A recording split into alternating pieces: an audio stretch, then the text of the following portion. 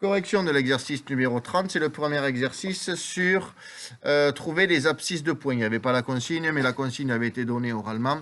Trouver des abscisses des points. Alors attention, pour écrire l'abscisse des points, il faut faire attention de bien le présenter. Donc pour écrire par exemple l'abscisse de A, on va écrire la lettre et entre parenthèses, la valeur numérique qui lui est associée sur la droite graduée. Donc là, par exemple, on va chercher la lettre A et on voit que son abscisse, c'est 2.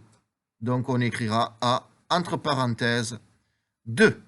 Alors, il y a un travail à faire en amont. Alors, en amont, ça veut dire en avance de ce que l'on vient de faire. C'est savoir à quoi correspond une graduation. Et ça, je crois que c'est la chose, la première que vous devez faire quand vous avez un exercice. C'est donc regarder où se situe le 0. Le 0 est ici. Le 1 est ici. Donc, ça veut dire qu'une petite graduation va correspondre à combien, Noémie? À 0,5. Donc, on sait que chaque graduation, ça va être 0,5. Ça va nous aider pour la suite. On va faire dans l'ordre alphabétique. On va maintenant passer à l'abscisse du point B. Donc, on écrit B. On écrit entre parenthèses l'abscisse de B. Qui peut me donner l'abscisse de B? Yanis. Yanis nous propose B entre parenthèses moins 1,5. L'erreur que beaucoup d'élèves font aurait été d'écrire B entre parenthèses moins 2,5. Pourquoi? Parce qu'on a l'habitude de toujours lire de gauche à droite. Et on se dit que si on a le moins 2 ici, on va avoir le moins 2,5. Mais non, attention.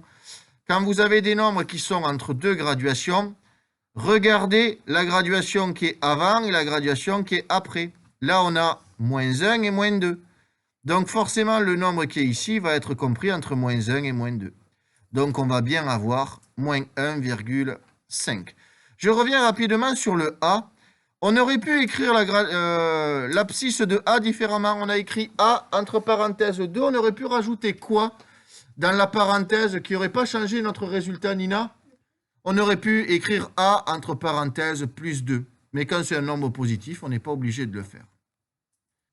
Alors, je viens de discuter un peu avec la classe. Alors, j'ai certains élèves qui m'ont écrit pour l'abscisse de A, A égale à 2. Attention, ceux qui ont fait ça, vous pouvez mettre le barré et vous dire attention, interdit d'écrire ça. Hop, c'est où le stylo? C'est là. Surtout pas, on écrit surtout pas A égale 2. C'est une grosse erreur. A égale 2 sera gardé pour les calculs. Ou les élèves qui écrivent A flèche 2. C'est pareil, c'est faux. Les abscisses s'écrivent toujours la lettre, entre parenthèses, le nombre. Allez, on va continuer. Là, on va accélérer parce que maintenant, c'est compris pour tout le monde. On va passer à l'abscisse de C. Théo, l'abscisse de C, on va l'écrire C, entre parenthèses, moins 2,5. Pourquoi? Parce que le C est compris entre moins 2 et moins 3. Et entre moins 2 et moins 3, il y a moins 2,5. On va demander maintenant à Eva de nous donner l'abscisse de D. Donc, D, entre parenthèses, 2,5, c'est très bien. On passe au E, on écoute Nathaël, E, entre parenthèses, moins 3,5. Pourquoi? Parce que le E est compris entre moins 3 et moins 4. Et on écoute Nina pour le F, F entre parenthèses, 1,5 ou plus 1,5. Et l'exercice est fini.